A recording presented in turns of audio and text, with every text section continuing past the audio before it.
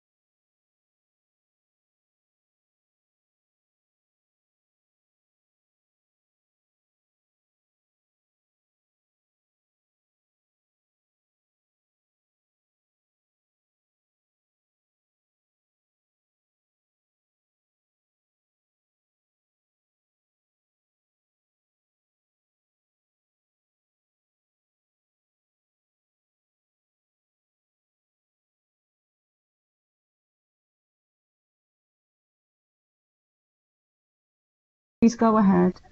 Okay, so we've got item 1 on the agenda is apologies for absence.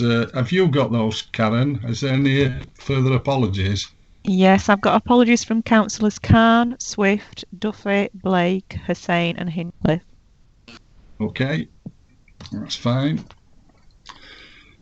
Item 2, I don't think we've got any substitutes that have come through. I think they're all members of the committee. Is that correct? That's correct. Yeah, that's good. That's fine. Chair's announcements. The only thing I will say is we will be looking at something under item 16 right at the end. I'll be asking officers to take us through a presentation because Nina's really adept at all this IT thing. I am joking, Nina, and so hopefully we'll get a presentation up. Under item 4, is there any members' declarations of interest? None have been declared prior to the meeting. Okay, well I'm just looking and giving a little time, Karen, but that's okay. So there's none there.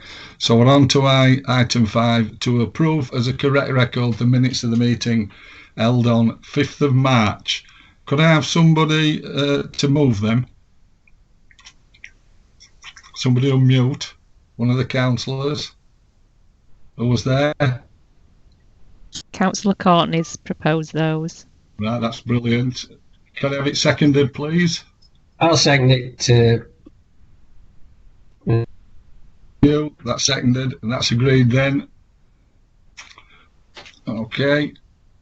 Item 6, to note any items which the chair has agreed to add to the agenda. I've just said that we'll look at that that presentation at the end. Item 7, exclusion of the public and press. I don't think, unless you correct me, Susan, I don't think there's anything, is there? No, Chair. No, so that's okay. We'll leave that there. So we won't exclude anybody. We'll carry on with the live streaming. Okay. Item 8. This is over to you then, Susan. Schedule of Thank you, Chair. It's just a standard item to notify members of the dates for the meetings for the rest of this year, though the members have been notified of those in advance. Okay. Is everybody happy with item 8, with this, with the number of meetings and the dates? Once again, I'll wait and see if any comments come up. If not, can you hear? Yeah. Sorry, who's that? Billy Flynn. All right. Hiya. Can you hear us now? Here now, yeah. That's great. You've not missed a great deal. We're just on to item 8, the schedule meetings. Okay. Thanks, Les. All right. What I did explain, Councillor Flynn, because I think it's important, I'll just briefly go over. If you want to ask a question when we get to some of the other items or make a comment, if you just put a C or a Q in the corner, I'm sure you know it because I've seen you put some comments, just to say or a Q, and then I'll bring you in at the relevant time. Okay? Yeah, I feel like saying something else, but I won't. No, I know you won't do that, Councillor Flynn. Maybe we'll talk after the meeting. Okay. Okay. I'll see you later. So item 8, just let me get that. Yeah, so we're okay under schedule of meetings. Item 9, Susan, Joint Services Committee Works Programme. Councillor Shaw, I've just noted that Councillor Courtney has indicated that Thursday the 10th of December is a clash for her. Is she happy for us to proceed and give her apologies on that day? I'm sorry, I didn't pick that one up. Are you happy with that, Councillor Courtney? She's put yes, she's happy for us to proceed on that date, Chair. Thanks for letting us know, Councillor Courtney. Thank you. Right, I can see that. Okay, item 9 then, Susan. Yes, thank you, Chair. Again, this is a standard item that we'd normally bring at the July meeting, which is just a summary of the work programme for the year ahead. We have a consistent programme of reports that we bring you at regular intervals during the course of the year, but obviously that can and usually is adapted if something urgent arises. Yeah, I think it's pretty standard, certainly from my point of view, Susan. But I'm glad you made that last comment. I've got a funny feeling that over the next 12 months we may be changing some of that agenda, but we'll see.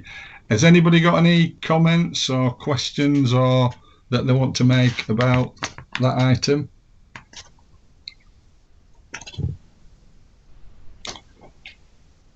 No, I can't see that. Well, that's agreed. Item 10. Performance monitoring, Susan. Thank you, Chair. So again, this is a standard item that we bring at each meeting with the performance indicators and progress against those. Because we missed the July meeting, we have included quarter 4 from 2019-20. So that's on the first few pages up to page 31 in your papers. And then we have from page 33 onwards included details for this year's quarter 1, which obviously will have been impacted partly by the part closure of some of our services during that time. They are colour coded as normal. The one that sticks out obviously on page 25 is a lot of red there. That's the toxicology samples in the Analytical Services lab, which obviously is now closed. That was impacted by that closure process. I think the rest of the paper, there are a large amount of green on there, which is great. There are some yellows. Obviously, I'm happy to take any questions on those, Chair. Any questions or comments on that item? I've just got a couple of comments, Susan. One you've touched on, and you've given me the answer actually. That was the toxicology. Obviously it's below, and now I can understand why. The other one is around let me get to it. Chair, if I can also say during that time there was a considerable increase in the numbers of cases, to be fair to the staff that were there, because we had taken on work for Bradford in that last 12 months. So that did impact on the ability to get those delivered on time. They weren't massively overdue, and Bradford were largely satisfied with the service that was provided. They were quite disappointed when we closed the lab, albeit that they did manage to secure alternative provision. Yeah, that's important. The other one was around the occupancy that you've touched on. I'm slightly worried. It's not just for us. With COVID, we've got a position where people are actually looking at, some of the big guys are looking at how much working from home and how much office space they'll need. What realistically do we think we could do with the occupancy there? We may pick some of that up in item 16. We may not. But what's the realism about that now? Okay, Chair, thank you for raising that. Yes, we'll raise it under item 15 because it impacts on this year's revenue position, but also on item 16 and the way forward.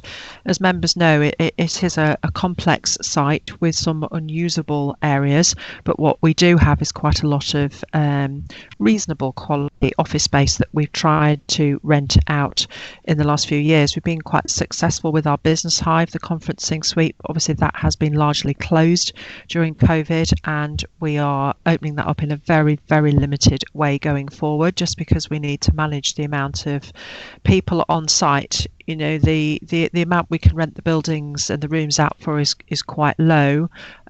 If we have to close even for one day for a deep clean due to a positive COVID situation, then we'd lose a considerable amount of money. So we've taken the decision at the moment to keep those rooms largely closed to the public, because we need to use them for some of our internal work as well. Some of them aren't usable because they have no windows, so we've had to close those off. The biggest issue for us is that we'd spent 2, possibly 3 years talking to the team working on the combined urban traffic management project, and we'd all but signed an agreement. This was their preferred location. They've now advised that they will not be taking up occupation of this site, so that does leave a large empty space on the ground floor and a large hole in our budget, which we'll come on to in later items. Yeah, thanks for that. I think it's something that we'll have to look at.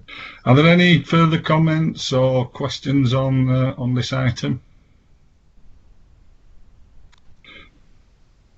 Can't see any coming through at the moment. So the recommendations are that we consider the progress made on the third quarter. I think, and I want to say it, that Susan, that with the pandemic and with everything that people are going through, to see the amount of greens, and certainly it's a credit to the staff and everybody that some of the things have been kept going to the extent they have, and I want to say that. And under 3.2, we will always continue to scrutinise targets. I think the team, you will do, but we will do as well, if that's okay. Okay. So the recommendations are agreed. That's item 10. Item 11. This is David, I understand. Good morning, Chair. Item 11 relates to our performance in relation to food standards. The purpose of the paper is to look back at our performance for the last financial year, and also to introduce a food plan for this financial year. In terms of looking back to 2019-2020, we set a target of undertaking 100% of our high-risk visits. Now, regrettably, we were on track to meet that target, but come late February, we suspended visits based on some guidance from the Food Standards Agency, and we actually finished the year at 86% of our high-risk visits. We would have concluded the full programme, but for the COVID outbreak, and we were asking officers not to attend premises to do physical visits for the last 4 to 5 working weeks of the last financial year. So that's last year's performance. In terms of our aspirations for this financial year, Chair, there is an appended food standards plan which covers our food and feed functions for this year. I don't intend to go through it line by line, but if I can give you some headlines, if I may. Within West Yorkshire, there are approximately 16,400 food business operators in West Yorkshire. We have categorised them. So we've categorised 65 of them as high-risk food standards businesses, and what I mean by that is that they've had adverse food samples and or been prosecuted previously, or our confidence in the management controls of that business are very, very weak. So we've set our stall out this year to visit 65 high-risk premises, and in addition to that, we have some funding from the National Trading Standards Board to inspect 119 feed businesses, because we do look after feed standards as well over at Joint Services. Within the plan is a sampling plan for food standard sampling, which is in the appendix at the back, and we continue to use Lancashire Scientific Services as our public analyst for formal food and feed work. We have had some staff changes, or some staff turnover rather, in our food team, but we are hoping to recruit a further trading standards officer in that role. As it stands at the moment, can I ask you, Chair, just to note the staffing figures that are available? It's 1.3 FTE on food standards at the moment, and as with previous years, Chair, we are seeking to do all of our high-risk visits, but as you'll note from the actual commentary in the report, this does deviate from the aspirations of the Food Standards Agency, where they would like us to do medium and low risk premises, but our approach is identical to previous years. So members should note that we're not changing this year. Our approach is in keeping with what we've done previously. Happy to take any questions on that, Chair. That's just a brief summary of the report. We're hoping to do 100% of our high-risk visits this year. There are 65 in total for food standards, and we do hope to continue with our food sampling plan. There is a caveat in the back of the report. Obviously, I make these comments today on the basis that the COVID is diminishing over forthcoming months, and we are able to do physical visits to traders. If we're not able to do physical visits, we can do desk-based visits, but they're not always permitted to be counted in the same way by the Food Standards Agency. That's a summary of the reports, Chair, unless I can help with any questions. Thank you. That's fine. Thank you for that, David. Are there any questions or comments for David?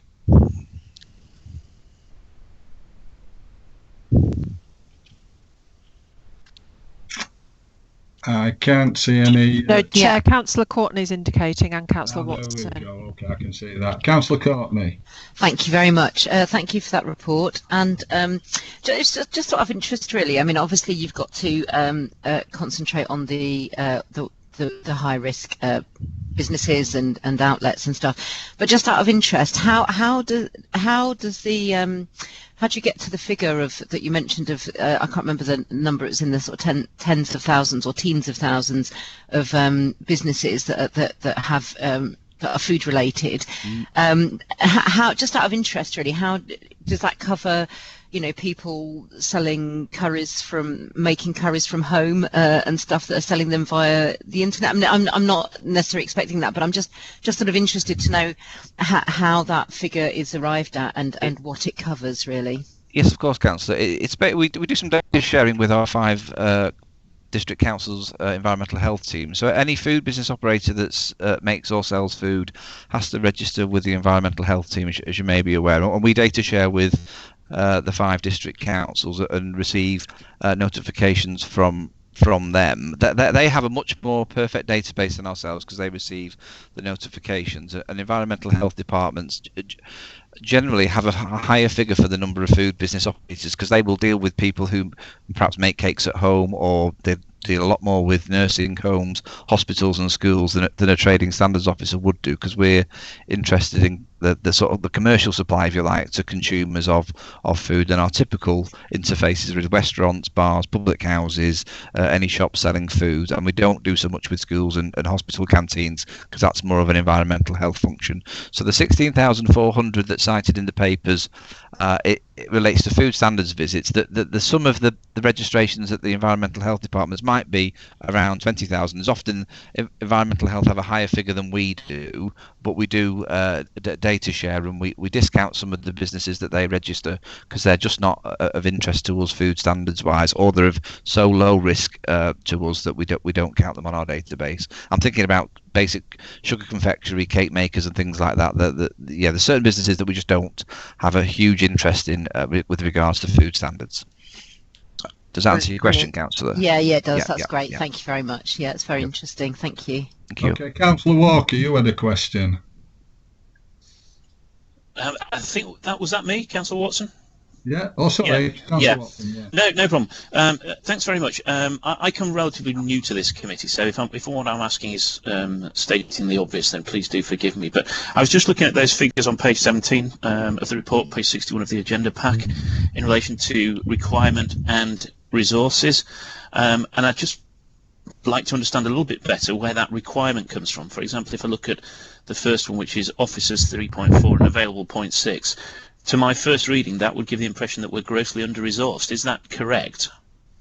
Yes, that is a fair comment, Councillor. In essence, these figures are born out of an assessment that the Food Standards Agency gave us a number of years ago. So the controls on this are born out of a nationally published code that the Food Standards Agency ask local authorities to work through, and there is an expectation from the Food Standards Agency that we will visit high, medium and low risk businesses, and high should do every year, medium should do every 3 years, and low risk businesses in an ideal world with sufficient staffing you do every 5 years. For many years, West Yorkshire Joint Services hasn't had the budget nor the staff to do that, and we have just concentrated on high risk visits. You may be aware, Councillor, that we have had a review regarding joint services provision of food standards work, and in 2019 the committee took the decision that food standards work would transition back to the district council's environmental health department. So we have been working on a piece of work to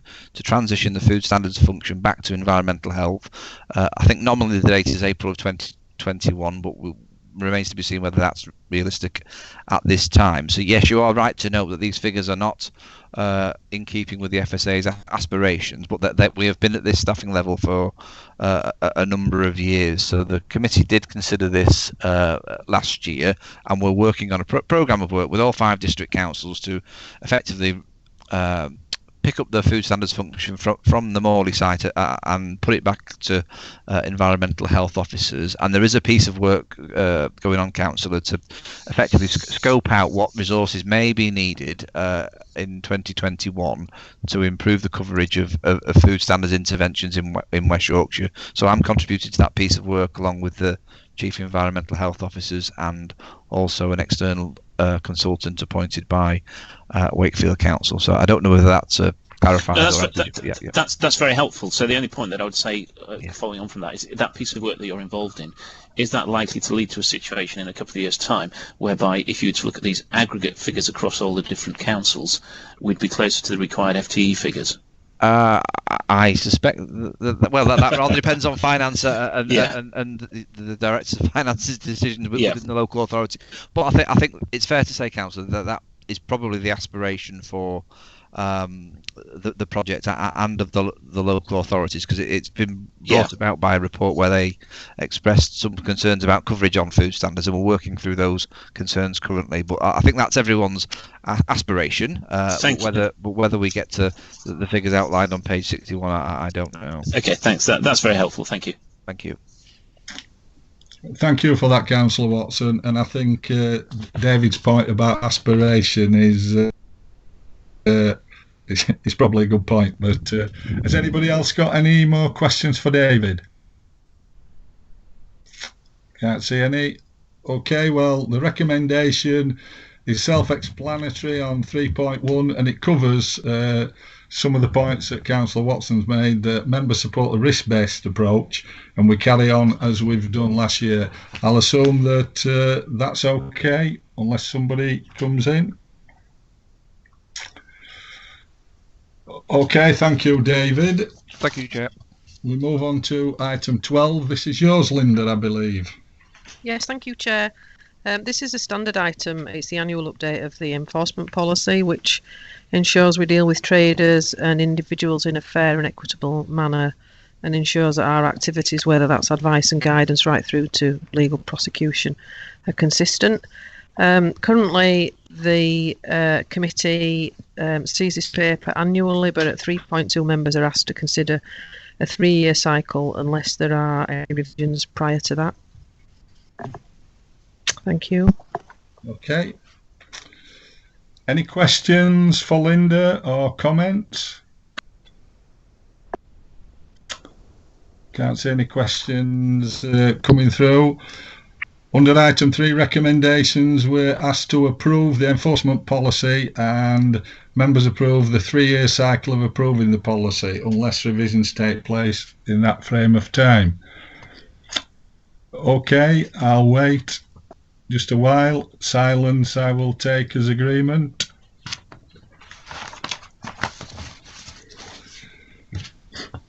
Okay, thanks for that then, Linda. Thank you, Chair. It's yours. I think we're back to you now, Susan, under item 13, risk management framework. Thank you, Chair. Yes, members reviewed the risk management framework in the summer of 2019, and at that point we changed the categorisation of some of the risks, and we identified 3 corporate strategic risks, and those are presented to you on page 83 of the papers. Members did ask to see the review of the risks, the operational ones as well, and this went to the Governance and Audit Subcommittee on the 3rd of September, who obviously had a detailed look at it, and they are presented here today for you as well.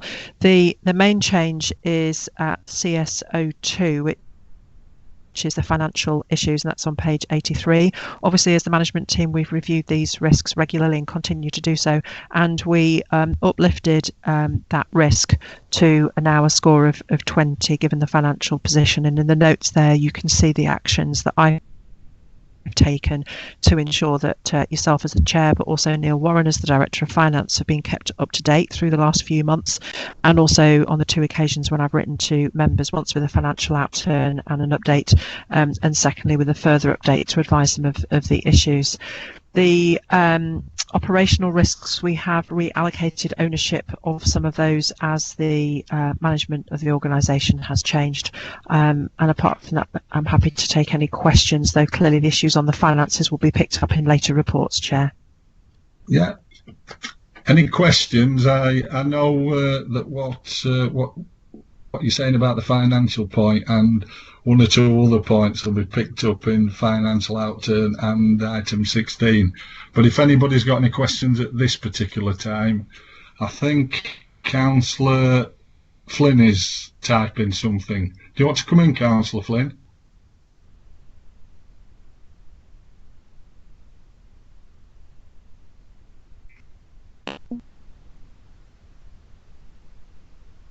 Councillor Flynn? Chair, Susan, Councillor Flynn's asked a question, any income input from LA review team, but I'm not quite sure what he means by Susan, that. it was that was trying to write too quickly. I'm just wondering what the reaction, if any, was from the local authority review team that looked at the joint services business a couple of years ago. Are they happy with the new risks?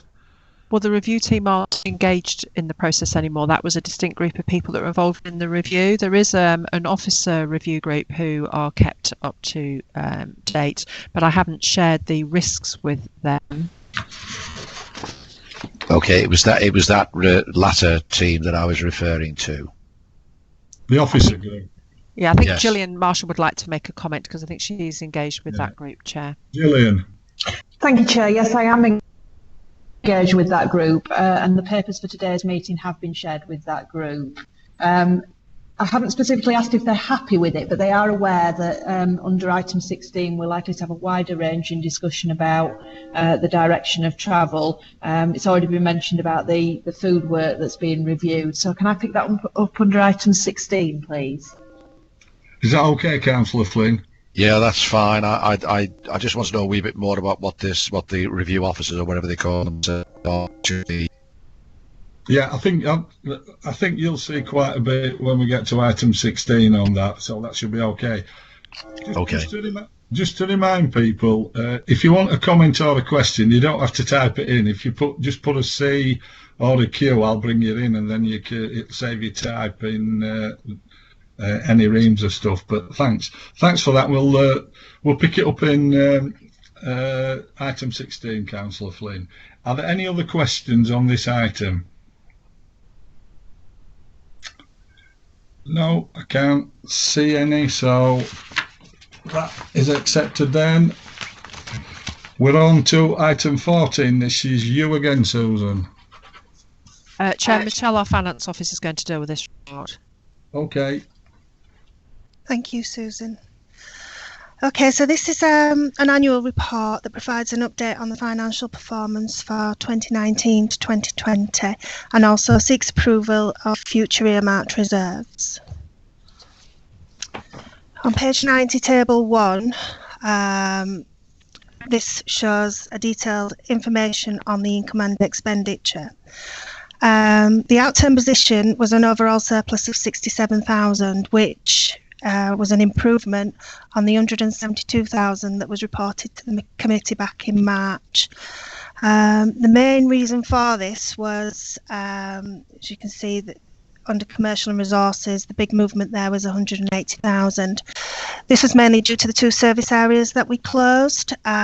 We expected work to cease in February, but it did run on to the end of March, and as a result, the income levels were much higher than we'd actually forecast.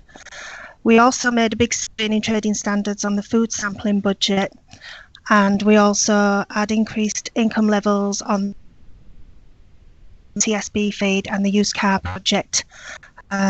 We also made significant savings on the staff vacancies.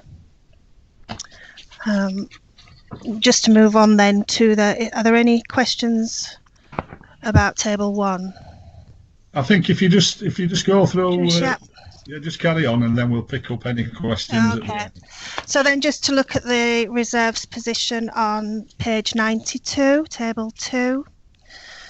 So 139,000 was used towards the budget deficit, We transferred 125,000 in for tobacco funds, and we used 18,000 towards the Wakefield project.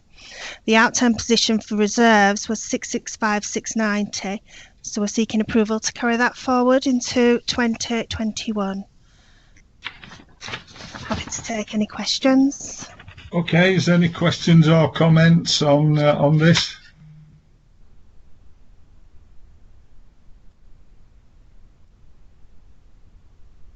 I think it may all merge into sort of one near the end, but thanks for that. Thank you for that. Thanks, Susan. Okay, that's agreed. We're on to item 15, revenue budget monitoring. Thank you, Chair. I will take this item. So this is at page 95. Obviously, members back in January set the budget at a cash standstill of 3.96 million. And at that point, they also made those decisions to close Analytical Services and materials testing with an estimated closure date of the 31st of March. Those labs were closed on the 31st of March, and the majority of staff did leave the organisation either just before or at that point. However, partly because of COVID and the issues around that, but partly because of the amount of work that was needed to safely close the laboratories and also to do that appropriately within terms of our UCAS accreditations, it was necessary to keep a limited number of staff on for a little while longer, and all but one of those left by the end of May, but that was a cost that came into this year.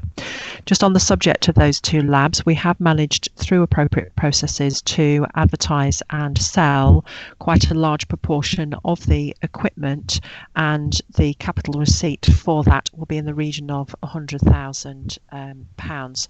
We have some equipment remaining, and once literally they're still taking some of it off site. Once it's all gone, we'll review what we do with that, but I expect that will be of a minimal value to sell the remainder, otherwise someone would have bought it by now. Obviously, COVID is the big issue in this revenue budget. It hit all areas. When we went into lockdown the 23rd of March, the building was actually closed completely just for a few days, though at that point most people had started working from home in an event. We're well set up to work at home. The majority of staff had laptops already. That was our standard provision. Some staff were used to working at home, so we had the policies and procedures in place, though we did have to spend a little bit of money getting some people laptops, connectivity, etc. But largely, those who can work at home were able to with the IT. Obviously, a number of our services do require people to be on site. Asbestos was one of those, and our customers continued to need that service, so that worked on a very limited basis. Literally within a couple of days of the lockdown, that was back up and running. Our archaeologists, who obviously work largely out on site, I think they were the first ones back on a limited basis, with obviously the appropriate risk assessments in place by mid-April. Some increased cost around that, because obviously they can't travel in shared vehicles. We needed more welfare facilities on site, and we have now costed that into projects going forward. And we're on a pretty much level playing field, because obviously our competitors are having to put the same provision in place. Archaeology was fairly quiet to start with. A lot of sites weren't open. It is now extremely busy in archaeology, and in fact we've probably got the other problem in that we have too much work and we are struggling to secure enough staff to fulfill that. The resurgence of HS2 means that staffing, everybody wants staff. Some pay more than we do. Some of them don't have the overhead costs that we do, so that makes competitiveness quite challenging. I think we will have to review our pay and general packages for archaeology staff, because we are just not able to keep hold of staff at the moment. So the order book is fantastic. We're at £860,000 in our order book, which is higher than we've been for some time. A lot higher, so we just need to keep that one under review. They are down on the income from last year, and at the moment we are projecting that they won't quite make the income surplus, the profit surplus for the year, but generally okay, but not without risks. Debt is largely under control, and much better again than it has been for some time, but always remains a risk. Calibration is another service that's very much based on the Morley site. Some of the processes meant that we had to do some quite extensive risk assessments and consultation with staff and the trade unions. They were largely back on site by the middle of May, and our 2 wagons were out by the end of May. Initially, May and June, the work in calibration was very good. A bit of catching up in August, it was very low, though that is usually a bit low in August, but again we're anticipating quite a shortfall and a deficit in the calibration position for this year. By May, June, we'd got our building COVID secure. That was not without some pain. Bear in mind that we largely manage this building ourselves. I have a part-time facilities officer who is very experienced, but he is one of our areas of concern. He's a single point of failure, as it were. He worked a lot of extra hours to help us to get the building COVID secure, and I certainly spent a lot of time here trying to resolve that. And it really, I think, highlighted the complexity of the site and the difficulties we have with managing it. Our resources, you can see there's a significant deficit. That isn't all attributed to the resources team. The overheads contribution from materials testing and analytical services have not been reallocated out to our statutory and commercial areas, because that's just not really feasible. It would be too heavy a contribution on the commercial areas. It wouldn't be realistic to do that. So in resources as well, we've delayed 2 recruitments. One is a post to support Michelle as the finance officer. We absolutely need to proceed with that. The other was a project officer role to support myself and my colleagues on management team, because obviously, having stripped out a layer of management, the proposal was that we needed some support in there to deal with some of the issues. So that is not sustainable going forward. We are really struggling to move on with some of those issues. And in fact, the audit report, as I've highlighted there in section 531, that was considered by the Governance and Audit Committee last week, did refer to that, and for the first time in a while, we've been allocated an adequate governance processes, whereas in the past that's been a much better opinion. I've already mentioned the business hive. That will probably cost us about 50,000 this year for not being able to rent that out. Our other tenants are still here, so the police team, Violence Reduction Unit, and also the Yorkshire Sport, though both of those are subject to obviously budget approvals and processes themselves next year. Our other tenant, who is a training company, they're back on a limited basis at the moment, so some income back in, but again, we're not sure how long it will take to get that back up to the levels it was previously. I've mentioned urban traffic. We had allocated a sum in the budget. We were so confident that that would go ahead, so that's had a hit for this year and will impact for next year and beyond. I've mentioned IT a few times. That SLA with Leeds is up for renewal in March, so obviously I need to start those discussions to see what the impact on that will be. We've had a fixed charge for the last 5 years, so that may well increase. And the other service I haven't mentioned is asbestos. That's been slow to get back up to normal. We're still not back there yet, so we are projecting a shortfall in that service area as well.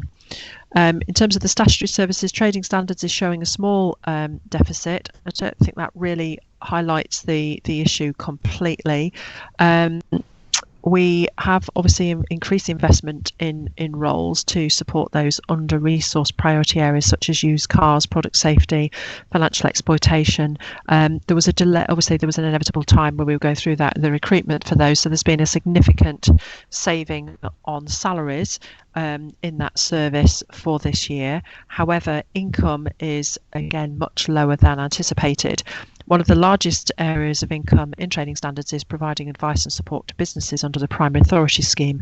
And for the first few weeks, well, indeed months of this financial year, those businesses either weren't operating or they were operating part-time and certainly didn't want very much support from us. So very little we can do about that, and we're anticipating quite a significant shortfall in the budget for that, and also the associated training budget where we'd normally provide face-to-face training, though we are moving on to some limited digital training with as an offer to some of those customers. So some significant budget issues in terms of income there, and we don't know how long those will continue. I think it's fair to say there may be some impact into the next financial year as well. And then finally, the heritage area, so archive service, again, that's showing a potential surplus this year, but that doesn't reflect the actual picture. Obviously, all public services have been closed to the visiting public since early March. They're about to start reopening as of next week, in part on our premises, but the premises where we're not in control, that will be a little later. And obviously, we have to wait for the landlords to let us onto those premises. Obviously, there's been some limited retrieval on site of documents, so some of staff have been on a rota basis, but again, quite a considerable lost income from that for this financial year, which is unlikely to recover totally. However, the good news is that we were helped by a one-off royalty payment that came in from Ancestry.com. It was for 1920, but it was only paid in this financial year, so that was quite fortuitous and has obviously helped the process. And again, while we've been closed, we've managed to make some salary savings by slowing recruitment to vacant posts, but obviously as we move to reopen, we need those posts, otherwise we can't reopen. I think I'll leave it there, Chair, and take any questions or comments. Yeah, that's fairly comprehensive. That probably lead us into item 16 at some stage. Any questions or comments for Susan?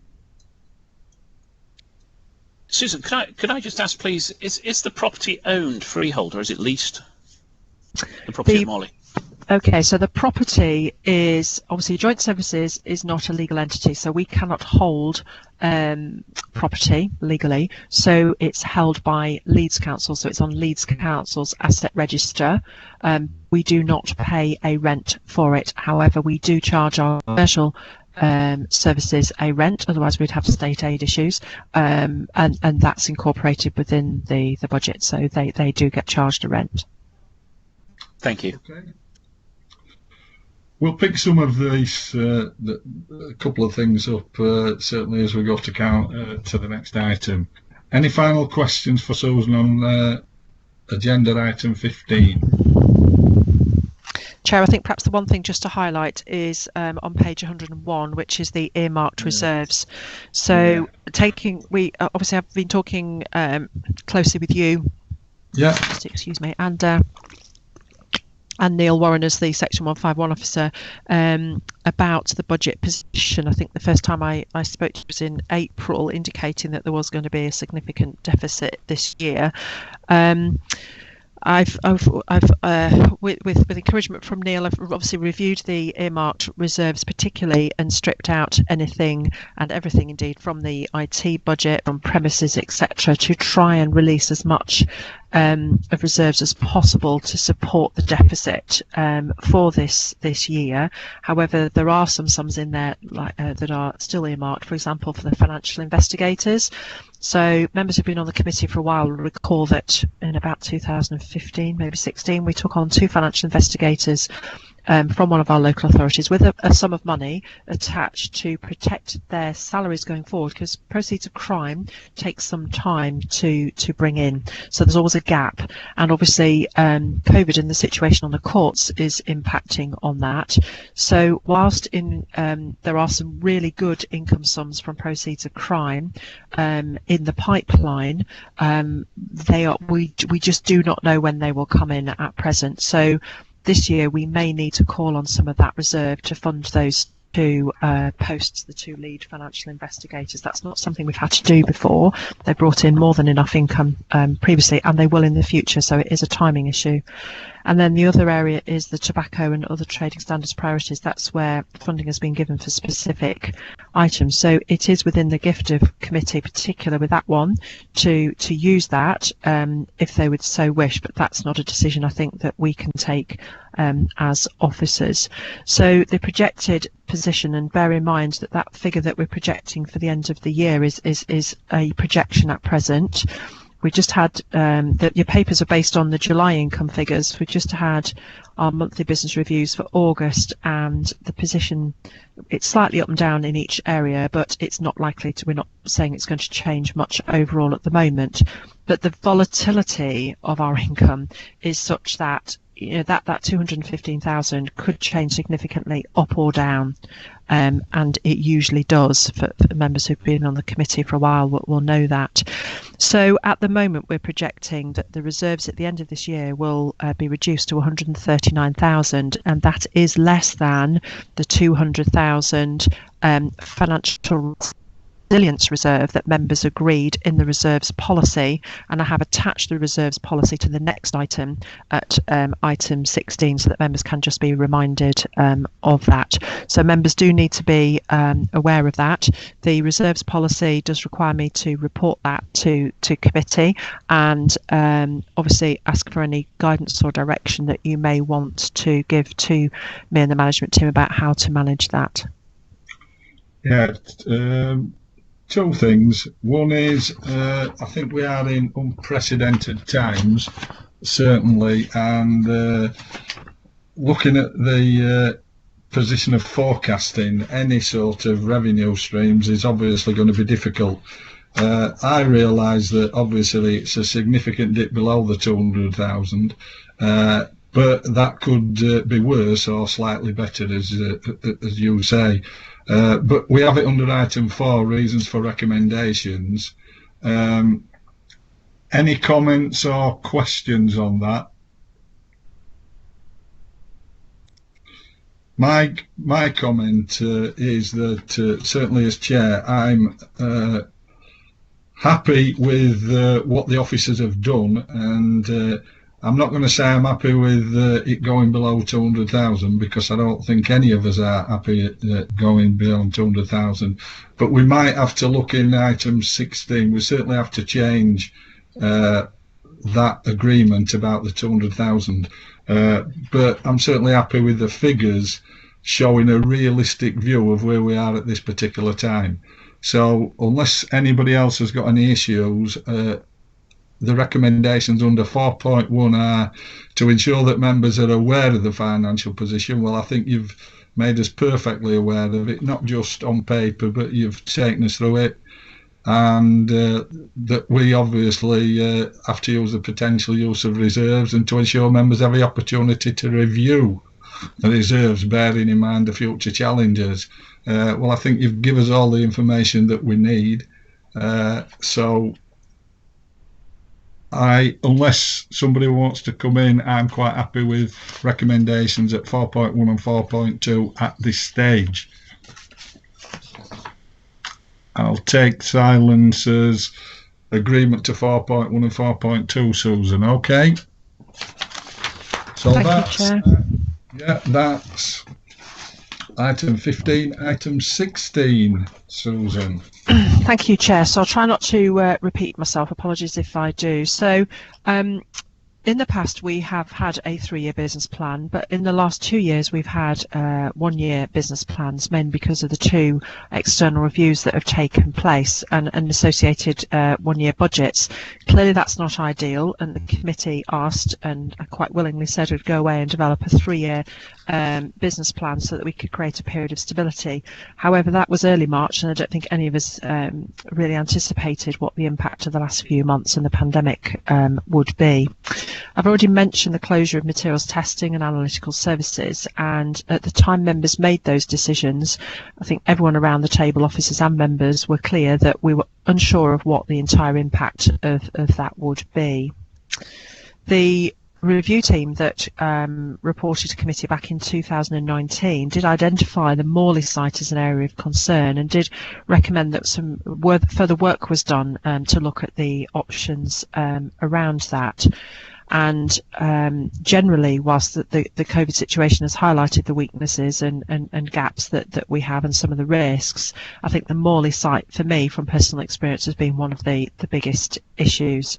I'm actually sat in a room socially distanced with my management team colleagues here, and I think we've all had calls at weekends and strange times of the night over the last few weeks with issues connected to the site, and we've struggled to get on top of some of those.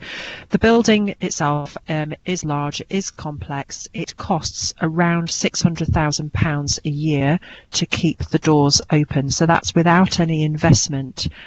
Clearly, a building of this size does need continued investment, and it has done over the last few years. As the number of services have shrunk, then obviously the overhead cost of that, and I referred to that in the last report, there's a limited number of services available to share that overhead. We do manage it alone. As I explained, we've got a part-time facilities officer, and he is absolutely superb, but it is one person, and we're in a SLA with Bradford Facilities Management. I have to say, and I've said this directly to the officers involved, it doesn't work for us. It's not satisfactory and it needs changing. It is just too remote and not responsive enough for our needs. So we need to review that. In terms of who occupies the site, obviously archives, and those of you who've been around the site will see the two massive archive stores on the Morley site. We also have facilities on in premises in Kirklees, Calderdale and Bradford. So again, a complex set of services to manage. When we've had discussion around the Morley site, and certainly with the review team, obviously we can't ignore the fact that there are these two massive archive stores on site, and I think that's perhaps coloured the discussion around the future of the Morley site. But I would suggest that now's time to properly consider what those options for the site are, including those archives. I think the COVID situation has brought us all, not just here, but in your councils as well, to a position of thinking very differently as to how we deliver services. And there are certainly, whilst we've had conversations in the past about do we continue to operate archives on 5 sites, and members have been very clear that they wish to do that, I think the last few months have shown us that may not be as precious as we previously thought. And we've also identified in the last few months potential for more remote and digital provision of those services. So it's really time, I think, to have that conversation.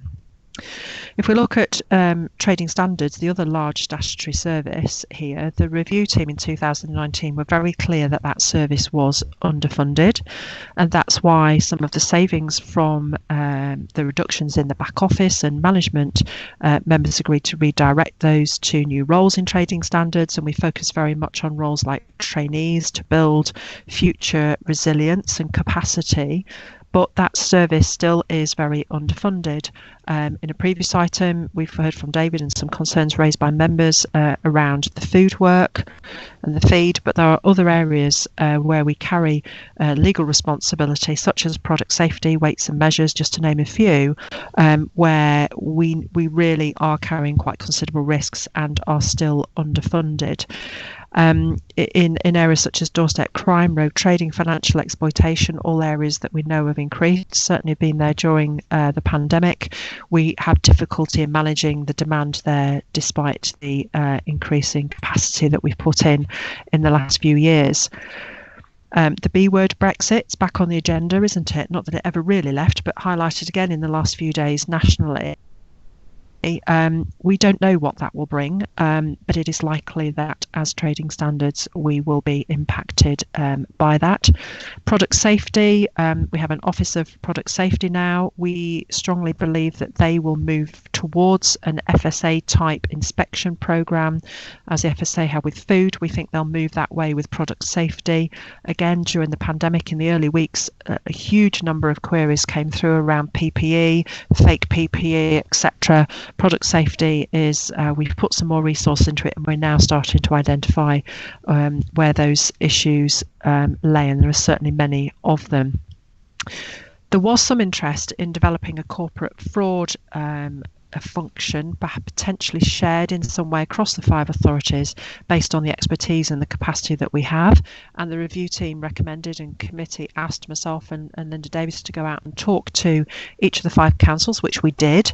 There was some interest. However, all 5 councils are in a very different position. So some have dedicated teams, some don't, some do different types of corporate fraud work. I think that is a conversation that needs to be taken forward, but needs to be driven by the 5 authorities, not just ourselves. And then lastly, if I can come on to the commercial areas, obviously I've talked about some of the issues within those. I think it's just worth mentioning a couple of issues though. So in calibration, calibration started from a traditional weights and measures statutory functions and the obligations that we conduct on your behalf around weights and measures. And within the budget, there is a contribution made for that statutory work. However, I'm not sure that we actually get value for money for that. There are different ways of delivering that.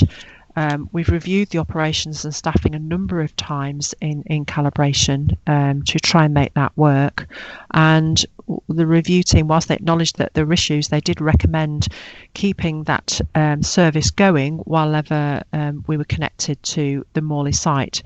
That service is linked to the Morley site. It would be practically and financially, I would say, impossible to move that service. It is very much linked in a number of ways to the Morley site. Archaeological Services, I've mentioned earlier, is a success story. They've gone from an 800,000 business to a 1.6 million pound business. That's great, but it does carry risk in delivery, in maintaining our staff, in some of the market and what the market's doing, and also in debt.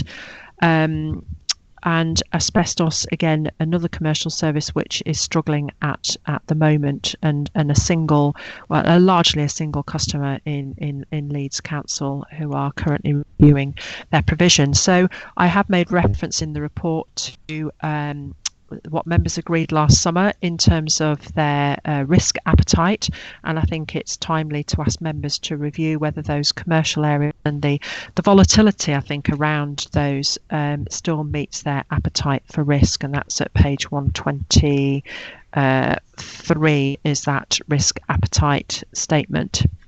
And finally, Chair, I think I want to cover the management aspects, and I've mentioned these a couple of times already. The decision to reduce management, I still believe that was the right decision to make, to take out that layer of management, but we do need backup. As I say, we've held off a couple of posts, but we do need to complete and to go through with that recruitment. We simply can't manage as is. There are too many risks, and I've highlighted in the report there a number of areas where we only have part-time capacity and a number of areas where we have no dedicated expertise in capacity. So effectively, we have the same range of issues that any of your councils face, but a very, very small team to deliver that. And that's not a poor reflection on any of the members of that team. It's just simply a fact that we don't have that range and level of capacity and expertise. So to sum up, before I can move to present you with a 3-year business plan for the sustainable delivery of those statutory services that you're obliged to deliver, I do need to understand from you what the funding position going forward will be, and also where your priorities, where you would wish those to lay. Okay. Any questions, comments for Susan at this time?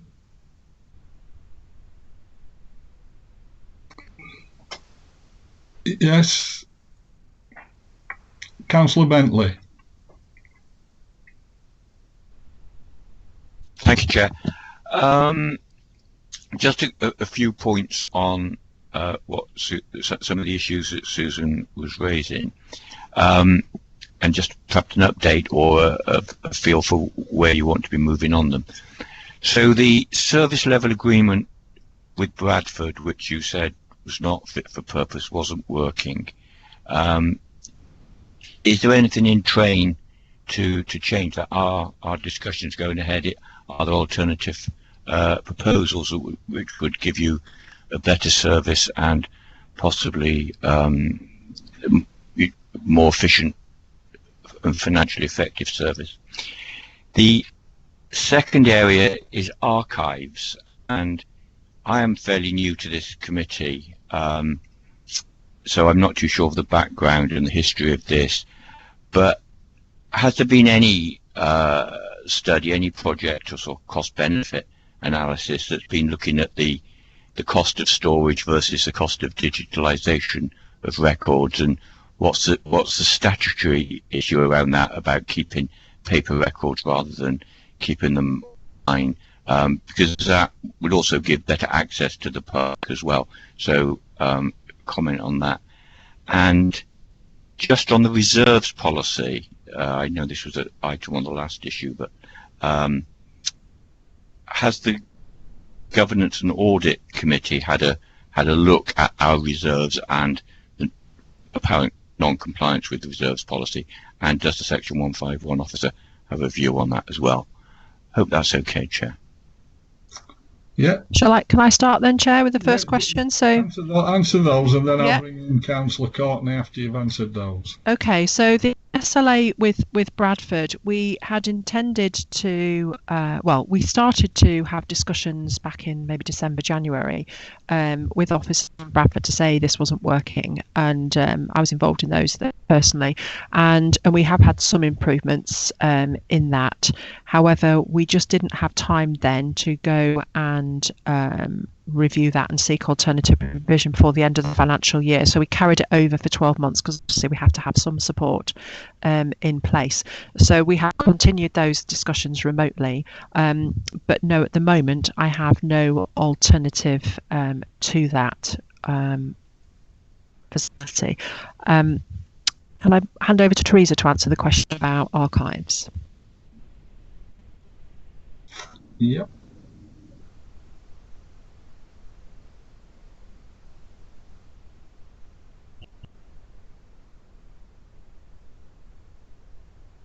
Chair, can anyone hear Teresa? Because the rest of us in the room can't. We can't hear Teresa, Susan.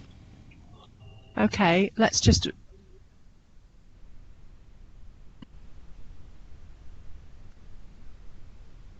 Perhaps could we ask Neil to come in on the last point while we try and remedy the situation here, Chair? Yeah, do you want to come in on the last point, Neil?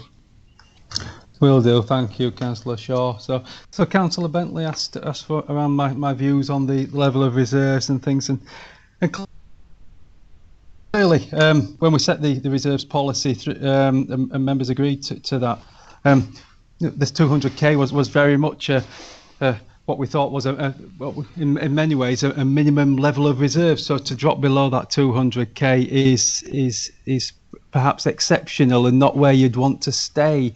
So in many ways, I think what we need to do is to look at how we look at the reserves as part of that budget planning and service planning. So to me, the service planning, the 3-year service planning, the direction of travel very much then brings with it a resource requirement.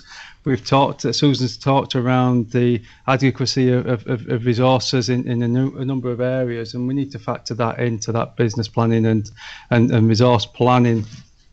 I think under the current situation, the current arrangements, then I think we need to be looking to get those reserves back up to that £200,000 level, to give the committee and give members those assurances that we're able to cope with in-year variations. I think we've been in exceptional times over the last 6 months with the pandemic, and nobody could have seen the almost £250,000 hit on the depleting reserves. And I think what has done is probably accelerated some of the conversations that we would have needed to have, probably, if not as part of next year's budget process, but then the year after. So certainly I think it needs to be part and parcel of our service planning and budget planning discussions over the next few committee meetings.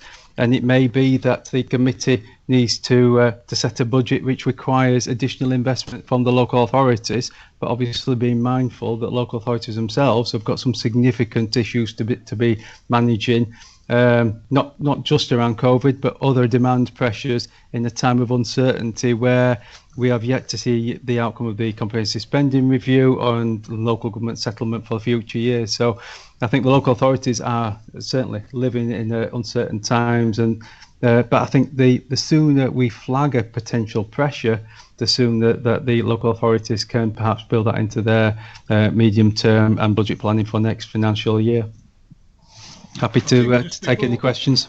Just before you go off, Neil, it's interesting. What it's saying to me is what I've always thought over the last 6 months is the status quo is not an option. That's why we have to look at a number of things that we'll get to in a moment, and we have to be looking at doing the sort of things now rather than over a 2 or 3 year period. Is that a statement that you'd endorse? I would agree with that, Chair. As I say, I think it accelerated some of the conversation. The pandemic accelerated those conversations that we needed to have. I think the status quo, as you say, is not an option. And I think as a committee that there are some key decisions that need to be made around the level of resources that are required to support the level of the services that we want the committee to and joint services to be providing. And yeah. No, go on, fire away. No, I'm done at that. I'm happy to take any questions or comments. Okay. Has anybody got any questions or comments for Neil? We'll bring in Teresa next, if they haven't. Just a quick one, Les, for Neil. Go on then, Councillor Flynn, yeah. Thanks. Neil, we've discussed the reserves position before, notably when the review was taking place last year. And we're not sort of subject to the same sort of restrictions as a normal sort of commercial company would be subject to in terms of maintaining minimum levels of reserves, etc. I mean, how important is it, other than good management, that we do maintain the figure of 200,000, given the sort of parlous state of the financial state of joint services?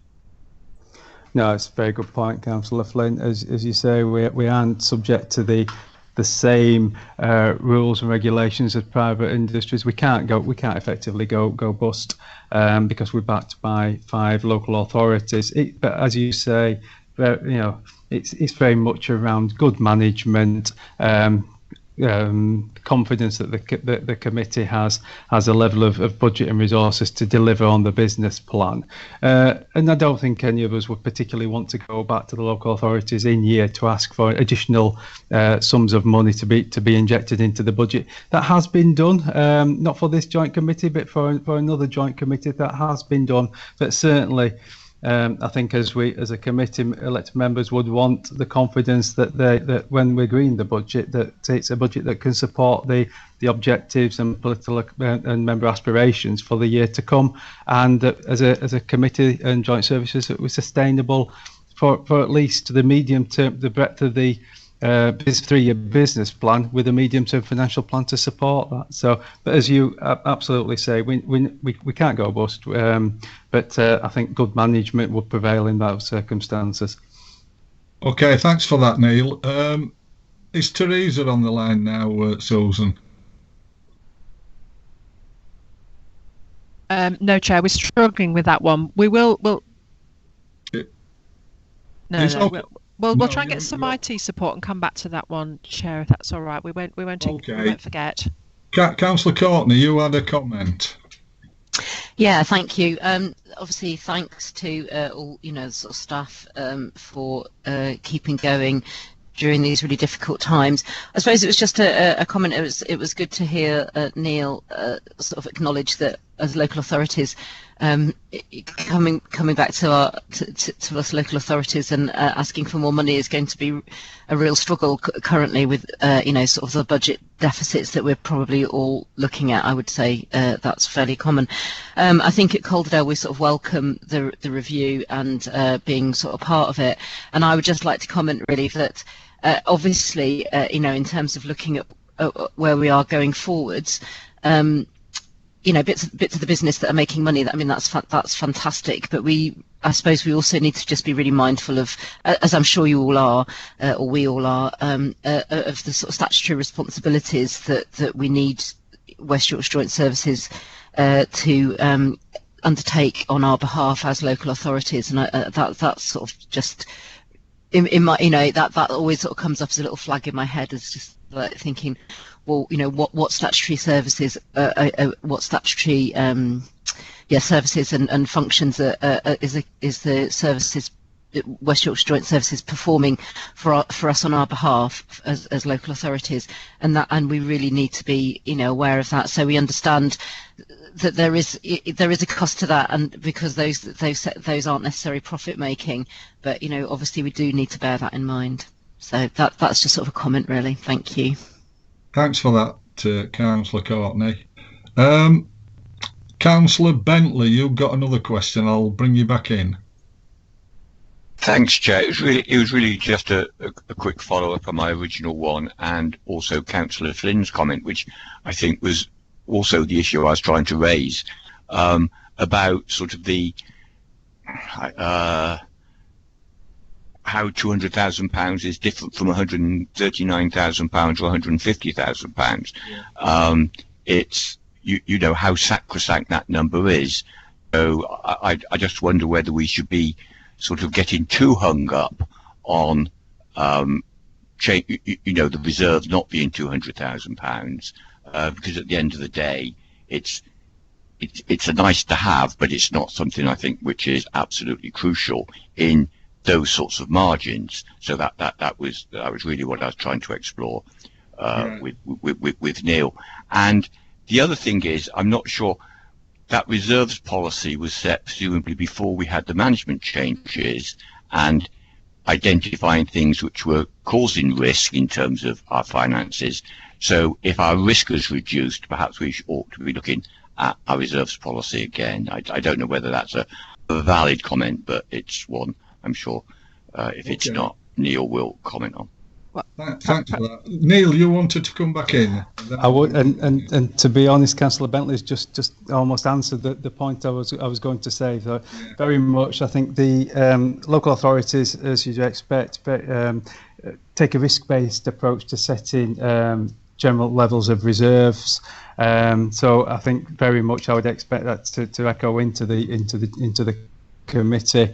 So as part of the budget setting process, I think what we ought to do is, rather than looking at a blanket 200k, but actually to review the level of risk within the budget in terms of income volatility, whether there's any savings plans and things like that, rank some impact and probability against that, and that can then inform what is a reasonable level of reserves, so that we're not overstating or undershooting on those reserves.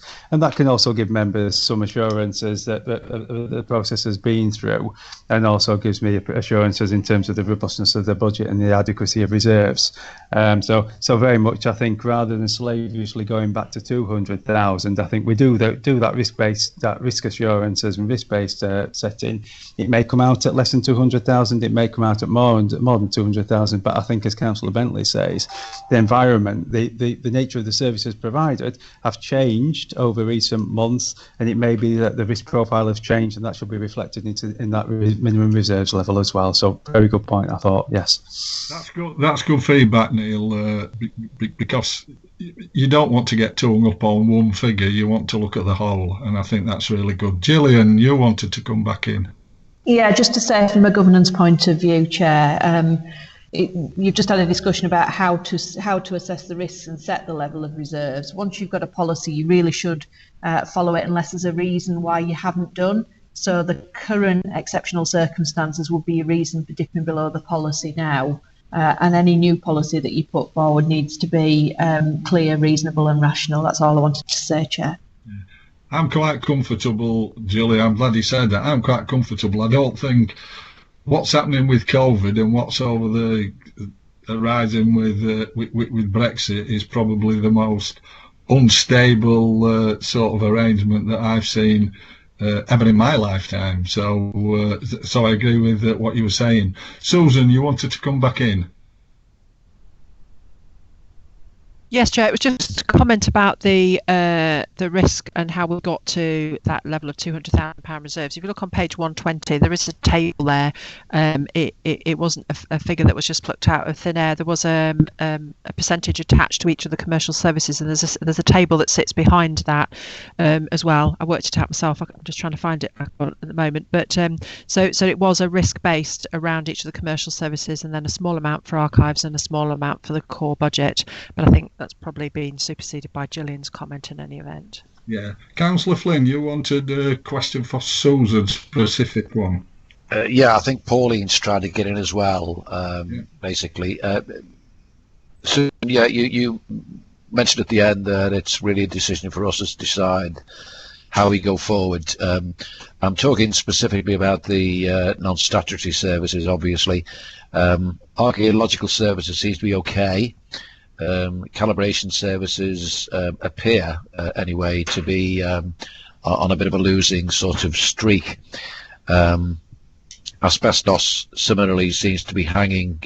We seem to be hanging our hat on the service that's provided to Leeds, which is being reviewed at the moment. I'm talking incidentally about the non-statutory element of calibration services, of course. And I just wondered what your views were on the long-term future of calibration and asbestos services, given what's been happening recently.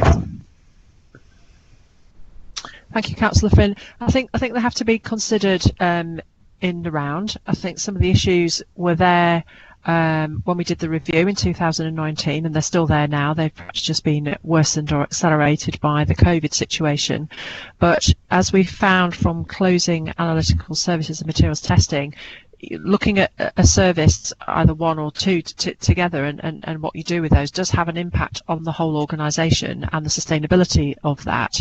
And we knew when the decision was taken to close materials testing and the lab that it would have an impact, redistribution of the overhead, etc. So I don't think I can comment on the future of an individual service. I think it has to be taken as a whole, and where members would want to see the future direction of joint services. Okay, I think we've exhausted some of the questions. I think just sort of trying to pull some of it together in some sort of order. I think we did touch on the fact that I think everybody would agree that the status quo where we are is not sustainable. We have talked about a number of different things going forward, and I know since the first meeting that I attended, which was way back quite a long time ago now, we looked at asking the officers to look at certainly governance. We asked them to look at a number of different things like the buildings. Since then, I've had various meetings with one-to-ones with the Vice Chair. I know that we had a Chair's briefing with Councillor Graham. Audit and governance committees taking place. A number of different things have been looked at. And when you look in general, then what we need to do is move some of this forward. I think we'd all agree on that. We can all pick out individual things, whether it's a reserve figure, whether it's the statutory side. We certainly want to deliver all the statutory side, but we also want to deliver a service in a number of different ways. But I'm also mindful that we've got 5 councils that are always in a similar position, that they're looking at budgets. They're looking at a number of different things on a regular basis now about how they're going to hit some of the targets in the future, and that side of it. What we've certainly asked the management team to do is the officers to go away and have a look at certain things. I understand, Gillian, Susan, that we've pulled together a couple of slides, have we, that might stimulate and answer some of the questions on what we were looking at. Is it time, do you think, that we put the 2 slides up? I think that might be helpful, Chair, yes, if Nina could do that for us. So, Nina, can you put the 2 slides up, please? Les, just before you go into that, Pauline Graham's been trying to get in for some considerable time. What's the problem? Do we know? I think she wants to ask a question. I'm not quite sure what the problem is, but... Well, if she wants to ask a question, can she forward the question to you, and we'll put it up on the board. We'll make sure that she gets the questions answered. All right. Okay. All right. Right. Do you want to go through this. Who's going to do this one? Gillian, you, Susan? I can do it if you wish, Chair, if that helps. Yeah, fire away. So the first slide we've got here was following discussions with yourself, Chair, and taking into account the other discussions that I know you've had with some of the other councillors and some of the comments that were discussed in the briefing papers that you were given ahead of this meeting. I pulled these together yesterday afternoon, so they obviously don't take account of any discussions that have been had in the committee today. But the summary position I think you've got to is that you made difficult decisions as a committee last year to close some services, and those decisions were not taken lightly. But you did say at the time in those meetings that you would review further, and you've already referenced a couple of things that you'd asked to be done around the governance review, etc. The COVID-19 pandemic has brought you additional challenges and accelerated the need to look at certain things. So just to give you an update around that, in terms of the governance review, that has started. So a paper went to YLAW, which is the grouping of solicitors for each of the 5 councils, and they are looking at the options that you've got there, which include remaining as you are, continuing to operate joint services as an autonomous body but with a slimmed down arrangement, or the alternative is to move to more of a hosted model where all of the support functions are provided by one of the 5 councils. So that work is ongoing. We've also heard reference today in one of the earlier items to the food review. As a result of the decision you made, consultants have been appointed to help with that, and I understand from the environmental health managers that the report is expected sometime around early to mid-October. What's now come up is that you've got some additional risks that are being highlighted to you around the resourcing of corporate functions and some of the extra risks that that's bringing to you, including the health and safety of the building. I think there was one around information governance, and they've certainly been flagged up in the papers that were received by Audit and Governance Committee. There's been a bit of a discussion about the building. Clearly it's too large just for the joint services, but there are issues and considerations that need to be fed into that. And as you've alluded to, it's a difficult financial position for the constituent councils for joint services too. So there is a need to link back into the authorities and to put proposals for joint services forward at the optimum time alongside the other budget discussions that are going on. And that really is where the role of the officer group comes in. The officer group is there to support elected members on joint services, but also to be that link to the local authorities.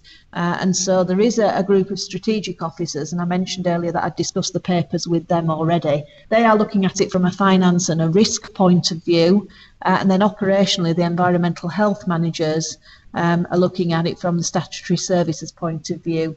I think it does behove us all to remember that the functions that are exercised by joint services are the functions of the 5 local authorities. They're just exercised jointly on our behalf, and they have been for some considerable time, for many, many years. And at a time when we're moving into devolution, it's never, in my opinion, been more important to work collectively across a West Yorkshire geography. So taking all of that into account, listening to your views, Chair, ahead of this, you asked for some proposals for how we might take this forward, and they're on the next slide if Nina could bring those up. And it's just a suggested recommendation for you there. So if you noted the contents of item 16 and the other reports, then you could ask the monitoring officer and myself to continue to work with the district legal officers to complete that governance review and come back with costed options for change. You could ask the director, sorry, that's an earlier version, it should say director, not managing director, to carry out an options appraisal of the building and come back with some costed options. That the committee could delegate to you as the chair power to agree the final terms of reference for the officer group. And the purpose of that, as I say, is to ensure that each of the councils is aware of the work that joint services is doing and the thinking of the elected members on joint services, and that feeds into the budget discussions, and that all of those pieces of work be brought back to the committee in early November. Timing wise, that fits with setting the joint services budget under the agreement. And if we get the linkages right in 3 above, Chair, that will make sure that these conversations are happening alongside budget discussions in councils. They are only suggested matters. It's for the committee to discuss and determine. just on that, and then I'll. Councillor Flynn's saying Pauline wants to speak, but her mic is turned off. No, it's not being done centrally. If she looks at the bottom left-hand corner, Councillor Flynn, there'll probably be a red line through the mic. So if she does that, well, we'll look at it. Just to understand some background, I think that fits in with 3 criteria. Can we put that second slide back up, please, Nina? Chair, can you hear me, Chair? Are you on there, Pauline? I find it's maybe I've got a new computer that I'm working with. Yes. Can I just say that Governance and Audit Committee last year looked at all the proposals regarding reserves.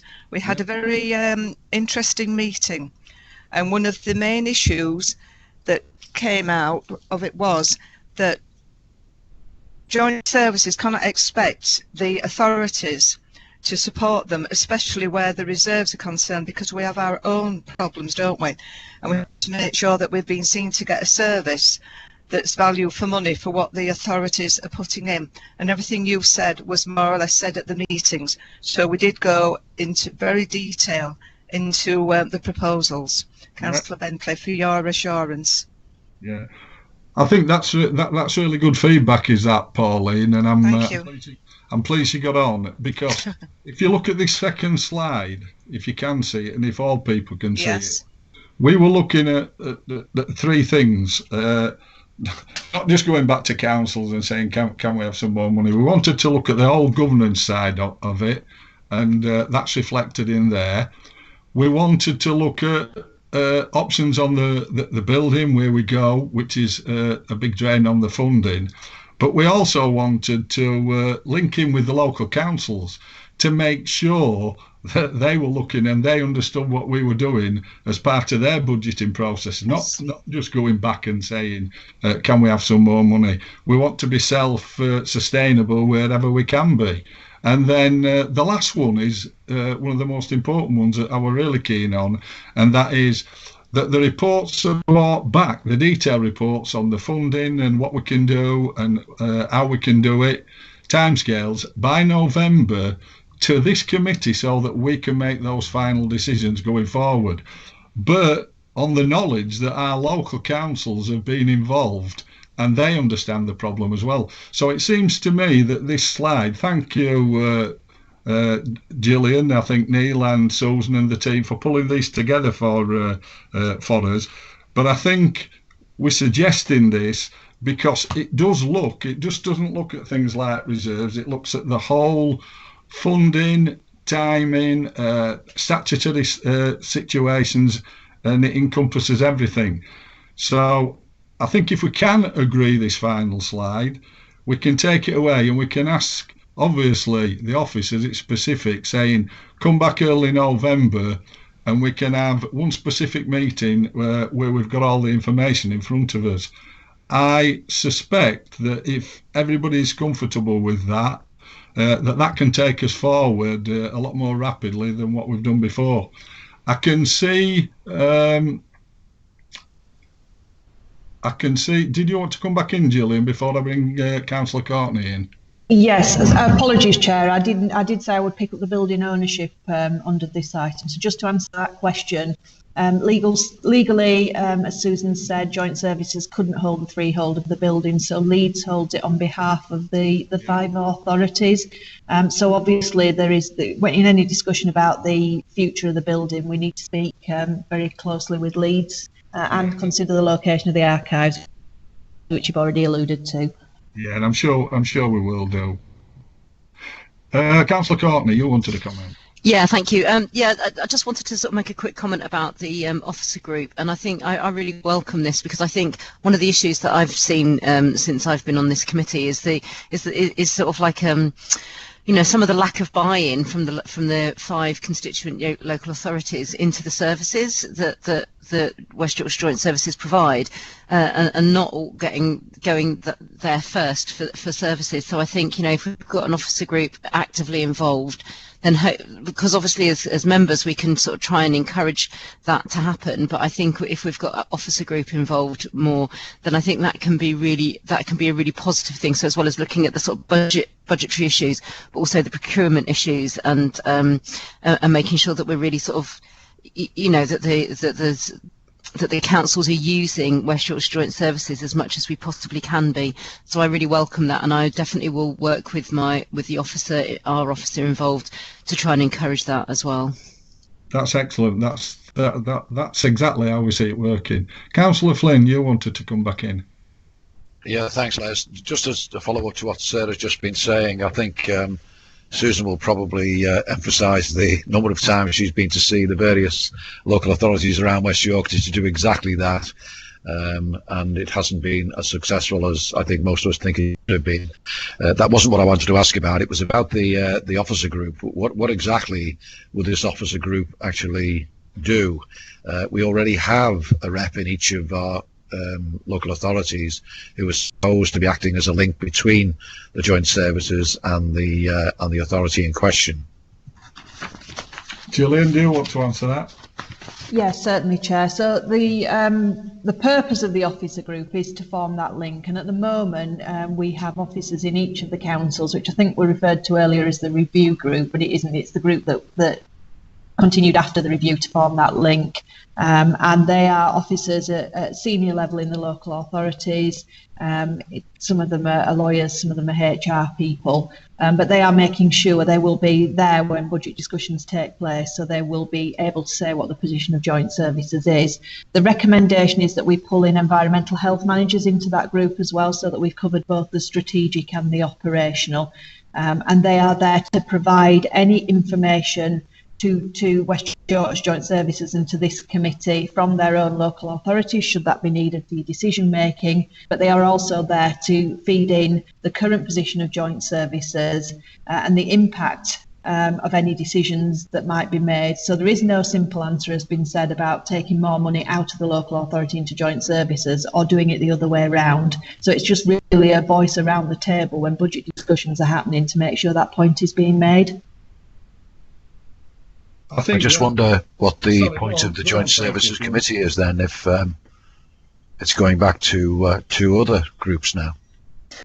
The Joint Services Committee is the decision-making body, but I'm conscious that many of the councillors on joint services perhaps are opposition councillors, or they don't sit on cabinets, etc. So it's just making sure that there is that really clear link. It's not, the officer group is not a decision-making body. I think the last point on this slide is important to me, and I think it's important to all the committee, Councillor Flynn, and that is, when we've done all this, it comes back to the committee for us, not just to ratify, but for us to manage and make sure that it happens. And I think that's the real key. I have a problem with it though, Les, because for those of you who were around sort of last year, the review that took place, or at least the preliminaries to the review that took place, we weren't even involved in. We didn't even know about it as joint services, and the recommendations of that review group were actually presented as a fait accompli. So I would argue about whether or not the Joint Services Committee has the final word. That final word must rest with the local authorities involved, not with us. Well, there's two things on what you've said there. One is, this isn't a review. This is a specific where they're coming back with recommendations on what to do, and they'll have been having discussions back at the relevant councils, like we said, at the relevant time when they're all looking at budgets. So hopefully it's a lot better communication route than we've had before. That's the first point. Secondly, this committee, when it comes back, we can decide, because it will have already been discussed in local councils with us. with us in council, I'll be involved in Wakefield Council. I'm sure Councillor Saunders and Councillor Wallace will be involved as well, and I'm sure you and Pauline will be involved in Leeds. But at the end of the day, when the recommendations come back, it's for us to say whether we agree with the recommendations or we don't do. What I'm really keen about is, and I said earlier on, is the status quo is not an issue. We can't keep on doing that, because it comes back to what Pauline's just come through about. With the status quo, we will be going back to councils and saying there's a possibility that you'll have to put more money in. And it can't just be about that. It's got to be about how we take this organisation forward as a group. And I think this is the start of it. And I think linking back into the councils at the right time with the budget is the way to do it. I agree. Sorry? I agree, Chair, with what you've just said. Okay, thanks. Can I have to make a suggestion now, because we've got this up front and it's a suggestion, but it's also, we've got a recommendation under item 16, but can I say that the recommendation could be what's on the screen now, that we endorse this, we tell officers to go away to do that, but to come back early, and it specifically says early November, with recommendations to this committee. Is that agreed? I'm just looking at this side of it. I can't see anybody. Just hang on. Yeah. Agreed? Yeah. Okay. Yeah, I agree. Okay, that's good. Yeah, I'm seeing agreed, yes, coming through on that side of it. Okay, I think this takes it forward. I think officers, the only thing I'll say, Susan, and obviously Gillian, Neil and officers, there's some specifics in there, and you know, you haven't got a lot of time, and I know you've got organisations to run, but can we have a date as soon as possible in the diary for November, Susan? Yes, Chair. I mean, the first, we normally meet on a Thursday morning, which suits the majority of members. Yeah. The first Thursday is the 5th of November, so I would suggest we try for that. Is everybody okay with the 5th of November? Well, we'll certainly put that out as a date. Okay? Well, thanks for that, because it's, you know, it's covered quite a breadth of things, so that's agenda item 16 completed. This last agenda item is item 17, Susan. Is this yours as well? Sorry, Chair. Yes, it's the standard item where we ask members to approve the minutes of the Joint Consultative Committee. We don't have, just so members understand why there isn't one today, we don't have a meeting after every committee. As management, we had no items for the agenda, and the trade union confirmed that they had no items for today. But I would suggest that we should have one after the next committee. Okay. So all we do is just agree. Yeah, so that's agreed. Thank you. Sorry, Chair. Councillor Courtney wants to ask a question or comment. Courtney, yeah. So I was going to move the minutes as a correct record, but also and Susan just answered my comment about having one, because it would be good to have one, because there was a thing about the whistleblowing policy needed to be just a sort of an update on that, but that doesn't need to be done now. And it was just, I was just sort of noting that there weren't any meetings put into the work programme. But if we're going to have one after the next one, I will try and come along to that, because the clash is with another board that I sit on. But hopefully, if I can, I'll be able to make the consultative committee.